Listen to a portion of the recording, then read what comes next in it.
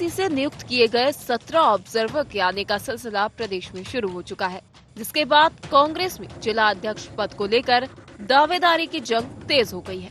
कांग्रेसी खेमे में बैठकों का दौर चल रहा है और आवेदनों की बाढ़ जिला कार्यालय में आ चुकी है। दिल्ली से लेकर प्रदेश के कई जिलों तक फोन, पत्र और सिफारिश की गुजारिश जारी है, जिसे लेकर भाजपा कांग्रेस पर जमकर हमला बोल रही है और कांग्रेस की स्थिति पर टिप्पणी कर रही है। इस मामले में मंत्री रामविचार नेताम ने राहुल गांधी के घोड़े वाले बयान का हवाला देते हुए कहा कि कांग्रेस के सभी घोड़े एक जगह जमा हो चुके हैं और सभी की स्थिति खराब है। इस दौरान रामविचार नेताम ने बीजेपी के रथ का जिक्र किया, जिसमें उन्होंने कहा कि किसी का दुस्साहस नहीं कि इसे रोक सके। वहीं भाजपा के बयान पर पलटवार करते हुए कांग्रेस संचार विभाग अध्यक्ष सुशील आनंद शुक्ला का कहना है कि भाजपा अलोकतांत्रिक पार्टी है, जिसे खुद अपने संगठन की नियुक्तियों और चयन का पता नहीं चलता। तो सब घोड़े एक जगह जमा हो गए हैं, बाकी तो व्याख्या वही लोग करेंगे, लेकिन ये सब घोड़े जो है, सब घोड़े की स्थिति बहुत खराब है। कोई भी घोड़ा हो वो टिकने वाला नहीं है। भारतीय जनता पार्टी का रथ जो है वो बहुत तेजी से आगे बढ़ गया है। इसको रोकने का किसी में कोई साहस नहीं है, न क्षमता है। संगठन सृजन कांग्रेस का एक महत्वपूर्ण कार्यक्रम है। इस कार्यक्रम के माध्यम से लोकतांत्रिक तरीके से कांग्रेस पार्टी अपने संगठन को मजबूत कर रही है, संगठन का निर्माण कर रही है। जिलाध्यक्षों के चयन के लिए एआईसीसी पर्यवेक्षक आए रहे हैं, राज्य के भी पर्यवेक्षक उनके साथ लगाए गए हैं। ये सब बाकायदा कांग्रेस जनों से, उस जिले के वरिष्ठ लोगों से, उस जिले के प्रबुद्ध लोगों से बात करके उसके बाद अपने अनुशंसा भेजेंगे। भारतीय जनता पार्टी इस मर्म को नहीं समझ सकती। भारतीय जनता पार्टी फांसीवादी चरित्र की पार्टी है, जिसमें लोकतंत्र नाम की चीज नहीं है। वो भारतीय जनता पार्टी संगठन सृजन के मर्म को नहीं समझ सकती है। बहरहाल छत्तीसगढ़ कांग्रेस में जिला अध्यक्षों की नियुक्तियों को लेकर मचा घमासान सिर्फ पद की दौड़ नहीं, बल्कि संगठन में नई ऊर्जा और संतुलन लाने की कवायद भी माना जा रहा है। एक और बीजेपी से कांग्रेस की अंदरूनी खींचतान बताकर निशाना साध रही है, तो वहीं दूसरी ओर कांग्रेस इसे संगठनात्मक लोकतंत्र की प्रक्रिया बता रही है। अब देखना होगा कि ये नई चयन प्रणाली पार्टी को मजबूती देगी या फिर गुटबाजी के पुराने घाव फिर हरे हो जाएंगे। रायपुर से IND 24 के लिए गौरव सिंह चंदेल की रिपोर्ट।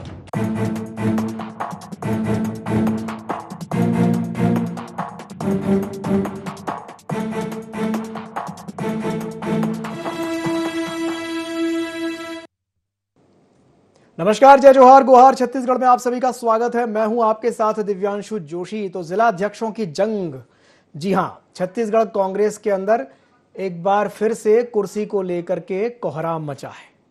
जिला अध्यक्ष की सीट को लेकर के दावेदारों की एक लंबी फहरिस्त तैयार हो गई है। दरअसल इस बार कांग्रेस जिला अध्यक्षों के चयन के लिए एक नई प्रक्रिया इस्तेमाल कर रही है, जिसमें नियुक्त किए गए ऑब्जर्वर जिला अध्यक्षों को अपॉइंट करेंगे। अब इसने कांग्रेस के तमाम दावेदारों की धड़कनें तेज कर दी हैं और इस लंबी दावेदारों की होड़ पर भी सियासत तेज हो गई है। तो इसी विषय को लेकर के आज हम चर्चा करेंगे, लेकिन चर्चा करने से पहले जान लेते हैं क्या है आज के गुहार पॉइंट्स। जिलाध्यक्षों के चयन का कांग्रेस का क्या है फॉर्मूला? जिलाध्यक्षों की सूची में जमीनी कार्यकर्ताओं को कितनी मिलेगी जगह? चयन की नई प्रक्रिया कांग्रेस के लिए कितनी होगी कारगर? बीजेपी क्यों कस रही है कांग्रेस जिलाध्यक्षों की चयन प्रक्रिया पर तंज? तो चलिए इन्हीं कुछ पॉइंट्स को लेकर के चर्चा को विस्तार देते हैं। हमारे साथ चर्चा में जुड़ रहे हैं 3 खास मेहमान। हमारे साथ चर्चा में कुछ खास मेहमान जुड़ेंगे, लेकिन उससे पहले जो आज का विषय है कि भाई ऑब्जर्वर्स जो हैं वो नियुक्त कर दिए गए हैं और ऑब्जर्वर्स ही ये तय करेंगे कि कौन जिलाध्यक्ष बनेगा। तो जिलाध्यक्ष बनाने की जो प्रक्रिया है वो ऑब्जर्वर्स के द्वारा संपन्न की जाएगी। अब इसे लेकर के बीजेपी और कांग्रेस दोनों ही आमने सामने हैं। बीजेपी कह रही है कि भाई कांग्रेस में इतने सारे जो घोड़े हैं, वो उसे घोड़े कह रहे हैं कि भाई घोड़े तो बहुत सारे हैं, लेकिन कोई घोड़ा उनका चलेगा नहीं, कोई काम नहीं आएगा। ये कहना है बीजेपी का। अभी आपने सुना कि कृषि मंत्री रामविचार नेताम का बयान, जिसमें वो कह रहे थे कि भाई कांग्रेस के ठीक है, उनके पास ना नेता है, ना नीति है, ना नेतृत्व है, और सभी के सभी जो घोड़े हैं वो एक ही जगह पर जमा हो गए हैं, ऐसा भारतीय जनता पार्टी कह रही है। जिलाध्यक्ष की कुर्सी को लेकर के सियासी दौड़ मची हुई है। कांग्रेस में कुर्सी को लेकर के खींचतान जारी है।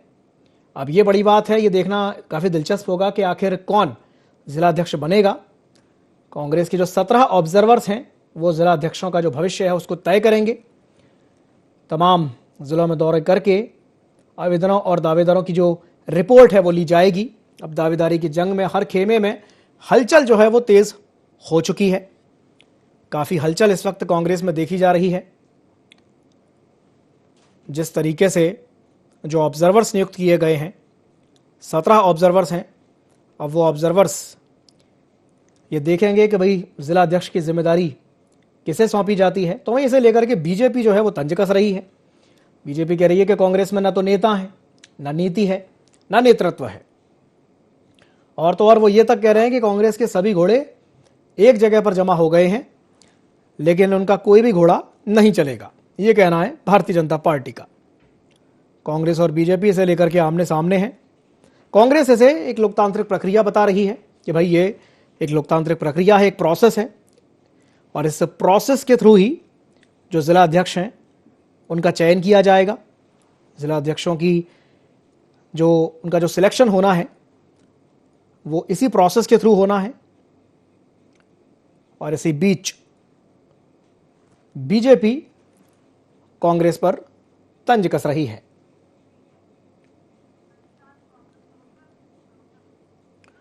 तो चलिए चर्चा को विस्तार देते हैं। हमारे साथ चर्चा में दो खास मेहमान जुड़ गए। हमारे साथ चर्चा में जुड़े हुए हैं धनंजय सिंह जी। धनंजय जी, बहुत बहुत स्वागत है आपका ID24 में। साथ ही साथ हमारे साथ जुड़े हैं सुनील चौधरी जी, बीजेपी प्रवक्ता हैं, आपका भी बहुत बहुत स्वागत है। साथ ही साथ हमारे पास फोन पर जुड़े हैं वरिष्ठ पत्रकार मयंक चतुर्वेदी जी। मयंक जी, आपका भी बहुत बहुत स्वागत है। तो शुरुआत मैं करना चाहूंगा धनंजय जी से। धनंजय जी, बीजेपी कह रही है कि भाई सारे घोड़े एक जगह जमा हो गए हैं। चलो, अच्छी बात यह है कि कम से कम उन्होंने ये तो माना कि आपकी पार्टी में घोड़े हैं, ये तो माना उन्होंने। क्या कहेंगे धनंजय जी?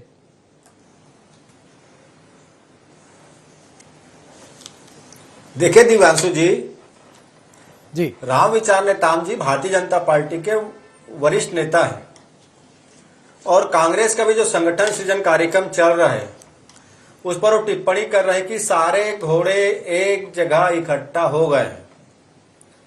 और जब घोड़े इकट्ठे जब हो जाते हैं ना दिवांशु जी जी, तो आप समझिएगा कि युद्ध की तैयारी शुरू हो गई है, राजनीतिक युद्ध की।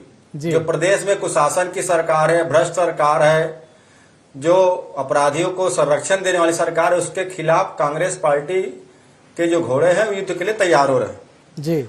दूसरी बात यह है कि अगर घोड़े एक जगह इकट्ठा हो गए हैं तो खच्चरों को पीड़ा क्यों हो रही है? खच्चरों को पीड़ा नहीं होना चाहिए। और कांग्रेस के नेता और कार्यकर्ता तो लगातार जनता की आवाज उठा रहे हैं, लड़ाई लड़ रहे हैं। और हमारा जो उदयपुर चिंतन शिविर हुआ था उसके बाद हमने 2025 को संगठन को समर्पित किया था, संगठन वर्ष घोषित किया था, और पूरे देश में संगठन में सृजन करने के कार्यक्रम चल रहे हैं। उसी तारतम्य में छत्तीसगढ़ में हो रहा है। अब हमारे संगठन में चिंता करने के बजाय रामविचार नेताम जी को बताना चाहिए कि उनके राष्ट्रीय अध्यक्ष क्यों नहीं बन पा रहे हैं जी। और उनके जब प्रदेश अध्यक्ष का चयन चला, जिसमें ये चुनाव की प्रक्रिया की ढोंग कर रहे थे, अपने आप को लोकतांत्रिक बताने की कोशिश कर रहे, लेकिन तानाशाही तो हट नहीं पाया वहां से। किरण देव जी अकेले नामांकन भरते हैं, खुद से कंपटीशन करते हैं और खुद अध्यक्ष बन जाते हैं। समझ में नहीं आया उनके खिलाफ कौन प्रतिद्वंदी था। तो जिस पार्टी में लोकतंत्र नहीं है, जिस पार्टी भारतीय जनता पार्टी में कार्यकर्ताओं नेताओं की बात नहीं सुनी जाती है, डराया जाता है, जहां तानाशाही है, वो हमारे संगठन पर सवाल उठा रहे हैं। इनको बताना चाहिए कि अगर घोड़ा इकट्ठा हो रहे तो खच्चरों को क्यों तकलीफ हो रहा है। चलिए ठीक है, प्रतिक्रिया ले लेते हैं जी। सुनील जी, क्या कहेंगे धनंजय जी की बात पर?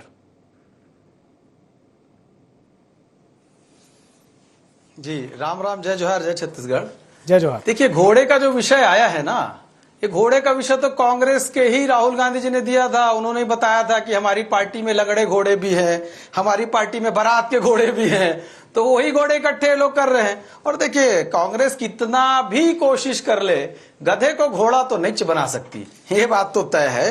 तो एक व्यक्तिवादी पार्टी है, एक परिवारवादी पार्टी है, व्यक्तिनिष्ठ पार्टी कहां से संगठन का कुछ काम करने वाली है। और मैं एकदम स्पष्ट पूछना चाहता हूं, दीपक वैद्य जी, आपकी कुर्सी तो खतरे में नहीं है ना? आप तो रहोगे कि नहीं रहोगे? कहीं ऐसा तो नहीं है कि सारा चक्रव्यूह जो है वो दीपक वैद्य जी को निपटाने के लिए रचा जा रहा है? और इनको मालूम होना चाहिए कि भूपेश बघेल जी को बड़े बड़े दायित्व दे रहे हैं। महासचिव बनाया गया, अभी ऑब्जर्वर बना करके बिहार भेजा गया, तो कहीं वहां से कोई चक्र तो नहीं घूम रहा है दीपक वैद्य जी को निपटाने के लिए? तो ये एक बहुत बड़ा यक्ष प्रश्न होगा। और ये सिफारिश के बगैर बनाएंगे, दबाव के बगैर बनाएंगे। अरे कांग्रेस में तो पार्षद चुनाव की टिकट जो है बगैर सिफारिश और दबाव के नहीं मिलती, तो कहां से भैया बगैर सिफारिश और दबाव के बना लोगे? 100 लोग दावेदार हैं। मैं तो पढ़ रहा था कहीं अखबार में कि 50 नाम आ चुके हैं, 50 और ऑब्जर्वर के सामने आएंगे रायपुर के। बताओ, रायपुर में नगर निगम में नेता प्रतिपक्ष नहीं बना पाए। इनके पार्षद जो थे वो 6-7 बेचारे जीत करके आए थे, उसमें से 5 लोग इस्तीफा दे दिए कि भाई एक बागी को बना रहे हो।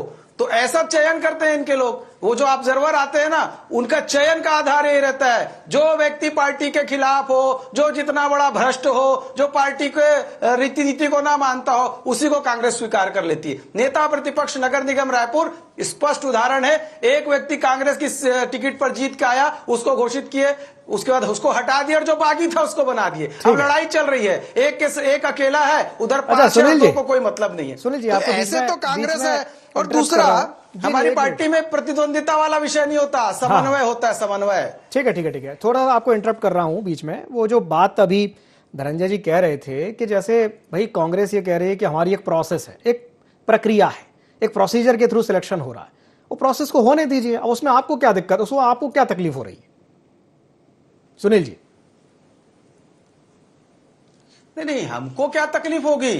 हमको कोई तकलीफ नहीं हो रही है। हम तो चाह रहे हैं कि विपक्ष सशक्त हो जाए, विपक्ष जो है जनता की आवाज बने, विपक्ष मजबूती से आवाज उठाए। लेकिन विपक्ष जो है वो खुद ही अपने आप को, अपने कार्यकर्ताओं को यदि चमचा कह देता हो, इनके बड़े नेता कार्यकर्ताओं को चमचा कह करके सुशोभित करते हो, उनके मेडल पहनाते हो, उनके कंधे पे स्टार लगाते हो, तो ऐसी पार्टी का क्या ही होगा भैया? फिर तो हमको हम कुछ नहीं कहते, इनके नेता सब कुछ कह देते हैं। तो कार्यकर्ता के बारे में इनके बड़े नेताओं का भाव स्पष्ट समझ में आ गया। इसलिए तो मैं कह रहा हूं कि गधों को घोड़ा नहीं बनाया जा सकता। चलिए, ठीक है। गधों को घोड़ा नहीं बनाया जा सकता भैया। ठीक है। धनंजय जी, मैं आपके पास आऊंगा, प्रतिक्रिया लूंगा, लेकिन उससे पहले हमारे साथ मयंक जी भी जुड़े हुए हैं। मैं एक सवाल उनसे ले लूं, फिर आपके पास आता हूं। मयंक जी, बड़ा सवाल यही है कि जिलाध्यक्षों की जो सूची है, अब उसमें जमीनी जो कार्यकर्ता है उनमें से कितनों की जगह मिल पाएगी, ये एक बड़ा सवाल है। क्या कहेंगे इस पर मयंक जी? जो है कांग्रेस जिस मोड पे काम कर रही है वो थोड़ा सा अलग है जी। ये हमको समझना पड़ेगा कि कांग्रेस एक मजबूत विपक्ष की भूमिका निभाना चाहती है और जो अभी तक गलतियां हुई हैं उसको दूर करने की कोशिश कर रही है। ठीक है। वो अलग बात है कि वो कितने सफल होते हैं या नहीं होते हैं, ये तो समय बताएगा। लेकिन ये जरूर तय है कि कांग्रेस लगातार प्रयोग कर रही है और ये प्रयोग का एक ही लक्ष्य है कि वो किसी तरीके से संगठन को मजबूत बना ले। सबसे बड़ी समस्या कांग्रेस के संग क्या है कि संगठन बहुत मजबूत नहीं है और खींचतान बहुत ज्यादा है।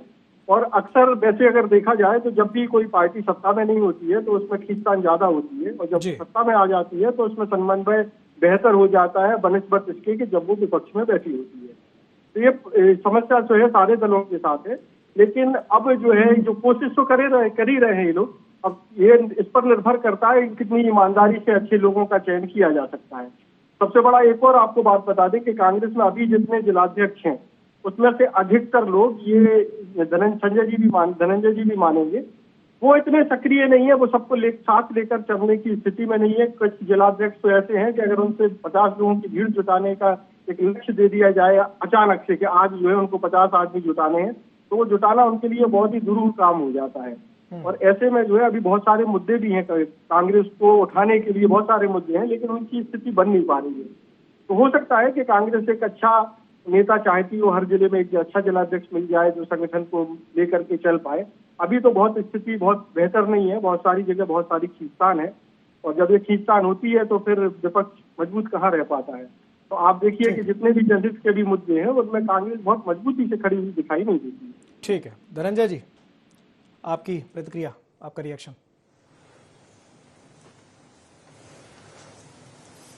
देखिए, पता नहीं मयंक चतुर्वेदी जी के साथ फर्स्ट टाइम में बैठ रहा हूँ, पता नहीं छत्तीसगढ़ से पत्रकार हैं कि और से, मैं तो नहीं यहाँ से है, मैं नहीं जानता, क्योंकि छत्तीसगढ़ में तो जिस प्रकार से कांग्रेस संगठन काम कर रहे हैं, चाहे बिजली की महंगाई के खिलाफ आंदोलन हो, चाहे किसानों खाद बीज का मसला हो, युवाओं को रोजगार का मामला हो, भाजपा की भ्रष्टाचार का मामला हो, या बढ़ते आपराधिक घटनाओं खिलाफ विरोध प्रदर्शन करना हो, या हमारे जो कार्यक्रम चल रहे वोट चोरी को, कांग्रेस के जिला अध्यक्षों ने अच्छी भूमिका उसमें निभाई है और संगठन के लोग अच्छे वहां पे काम किए हैं।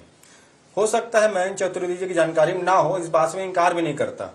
दूसरी बड़ी बात, निश्चित तौर पर संगठन जब बदलाव की दिशा में बढ़ता है तो बहुत सारी बातें आती भी जाती है जी। तो उसमें नाराजगी भी रहेगी, उसमें खुशियां भी रहेगी, उसमें जोश भी रहेगा, उसमें कमियां भी रहेगी, और होते रहता है हर संगठन में, को संगठन है ये।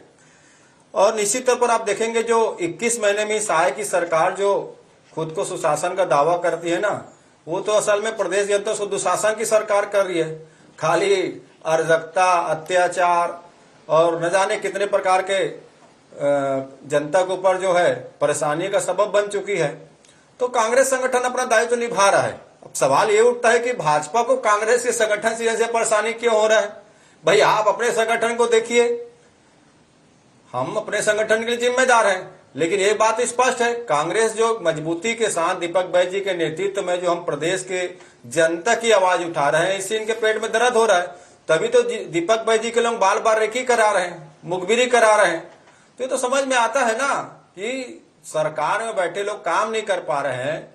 और जिस प्रकार से भाजपा में स्थिति है, अभी 2 दिन पहले तो ननकीराम कंवर जी का मामला सामने आया है कि एक भ्रष्ट कलेक्टर जिसपे डीएमएफ फंड से अपने पत्नी को लाभ पहुंचाने का आरोप है, प्रताड़ना का आरोप है, अत्याचार का आरोप है, उसके खिलाफ ननकीराम कंवर जी पत्र लिख रहे हैं मुख्यमंत्री जी को। काम नहीं होता, उसमें कार्रवाई नहीं होती है। जब वो आंदोलन करने की बात करते हैं तो विजय शर्मा जी पुलिस भेजकर उसको नजरबंद करवा देते हैं। हाँ, तो ये तो स्थिति है। और रवि भगत जी का भी मामला कोई ठंडा नहीं पड़ा है। आज ही रवि भगत जी ने एक नया वीडियो जारी किया है कि लाबी चाबी और न जाने क्या क्या बात किया है। तो चीजें तो जनता के बीच में है, और निश्चित तौर पर कांग्रेस एक विपक्ष की जिम्मेदारी में है, विपक्ष दायित्व निभा रहा है। हम सत्ता में थे तो सत्ता की जिम्मेदारी निभा रहे थे, हम संगठन को मजबूत कर रहे हैं। और निश्चित तौर पर हमारे जो नेता कार्यकर्ता, चाहे जिला अध्यक्ष हो, ब्लॉक अध्यक्ष हो, मंडल अध्यक्ष हो, ये सहाय के कुशासन के खिलाफ जनता की लड़ाई लड़ेंगे। और स्वाभाविक बात है, पीड़ा तो हो गई भारतीय जनता पार्टी को, क्योंकि वो तानाशाही लोग हैं। मैंने कहा ना भाई, चुनाव होता है, चुनाव जब होता है तो दो लोगों के बीच में चुनाव होता है। किरण देव जी पहले ऐसे व्यक्ति हैं जो प्रदेश अध्यक्ष की चुनाव लड़े, खुद का नामांकन डाले, खुद से लड़ाई लड़े और खुद भी जीत गए, प्रतिद्वंदी कोई नहीं था। तो ऐसे तो इनके अनुरा पुष्टि चलता है। और तानाशाही तो कहीं छुपा नहीं है। मोदी जी और शाह जी की तानाशाही है कि यहाँ पे उसके खिलाफ बोलने से लोग डरते हैं। तो भाजपा को अपना संगठन देखना चाहिए, कांग्रेस का अपना संगठन कार्यक्रम है, जनता ने उनको सत्ता में जिम्मेदारी है, जो मोदी की गारंटी उसको पूरा करे। आप नहीं करोगे, कांग्रेस तो बिल्कुल जनता की लड़ाई लड़ेगी। और हमारे जिला अध्यक्ष तैयार हो रहे हैं, रामचंद्र जी के ना घोड़े इकट्ठा हो गए। तो भैया, घोड़ा जब इकट्ठा होता है तो राजनीतिक युद्ध की तैयारी है, पर खच्चरों को पीड़ा नहीं होनी चाहिए। चलिए ठीक है, आपने फिर से वही बात रिपीट कर दी जो आपने थोड़ी देर पहले कही थी। ठीक है, सुनील जी, आपका रिएक्शन।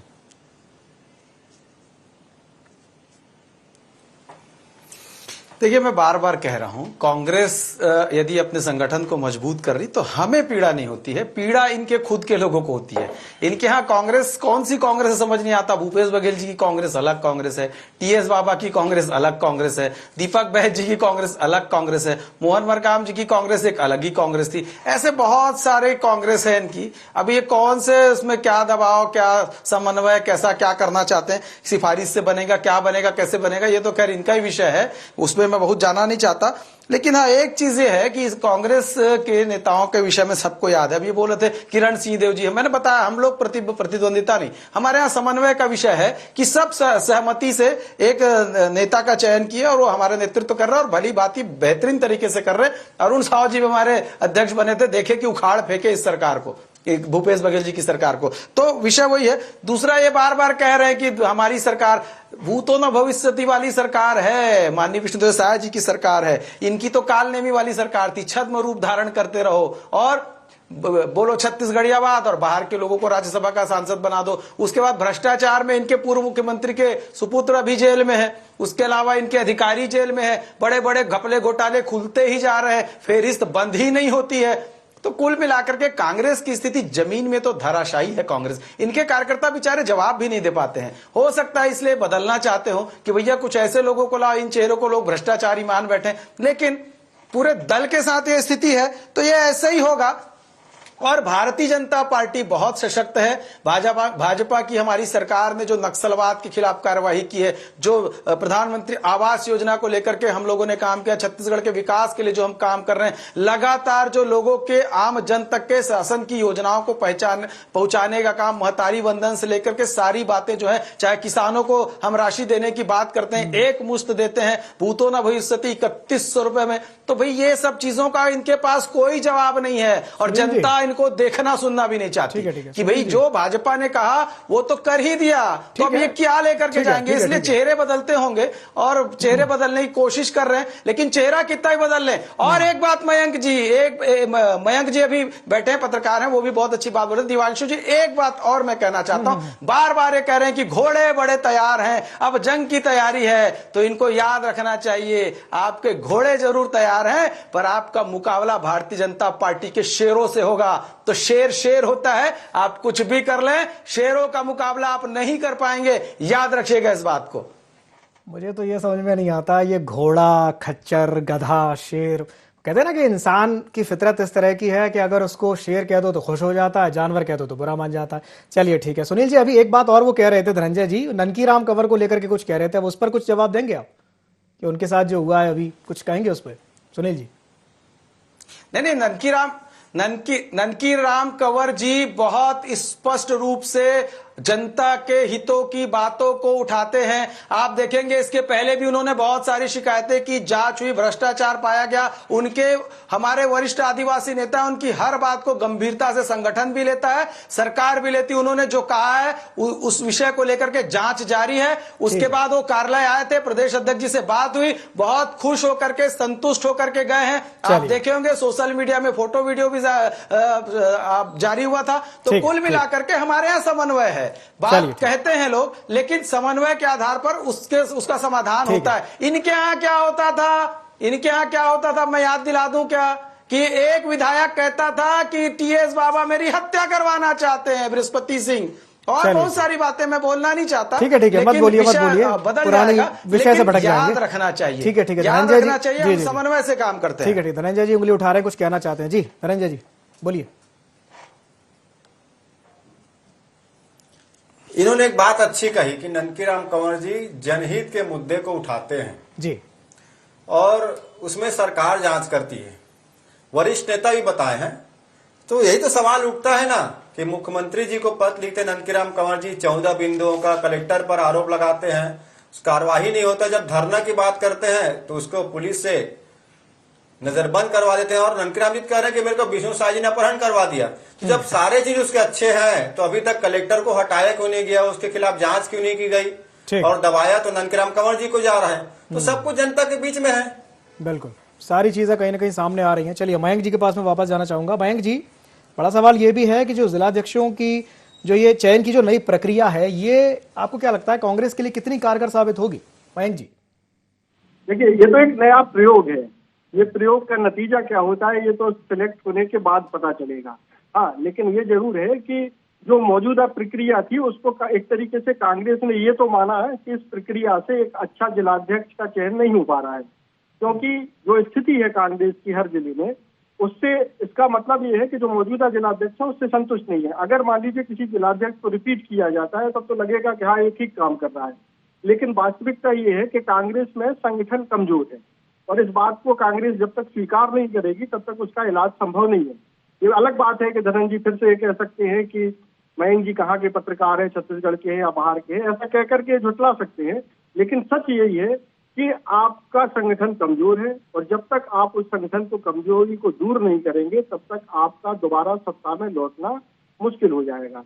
एक नया प्रयोग, हाँ, लेकिन एक बात यहाँ बिल्कुल साफ है कि कांग्रेस ये प्रयास लगातार कर रही है कि वो अच्छा परफॉर्मेंस कर सके, उसके लिए अच्छे खिलाड़ियों का चयन किया जाए। बिल्कुल बिल्कुल। धनंजय जी जल्दी से एक क्विक रिएक्शन आपका। प्रयोगवादी उसको हम लोग को अप्रिशिएट करना चाहिए। ठीक है धनंजय जी आपका एक क्विक रिएक्शन मयंक जी की बात पर। जी,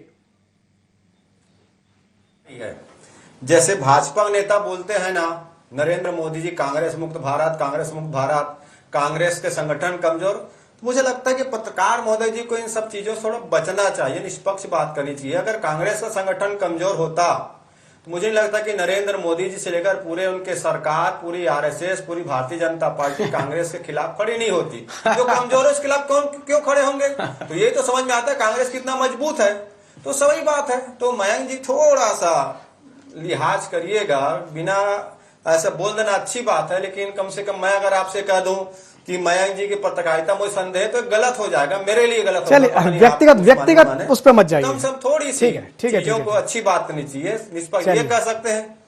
चलिए नहीं, मैं तो वापस लिया उसको, मुझे गलत हो जाएगा करके मैं तो स्वीकार भी, अगर ऐसा बोले तो मुझे गलत लगेगा। जी मयंक जी कुछ कहेंगे? जी मयंक जी कुछ कहना चाहेंगे धनंजय जी की बात पर?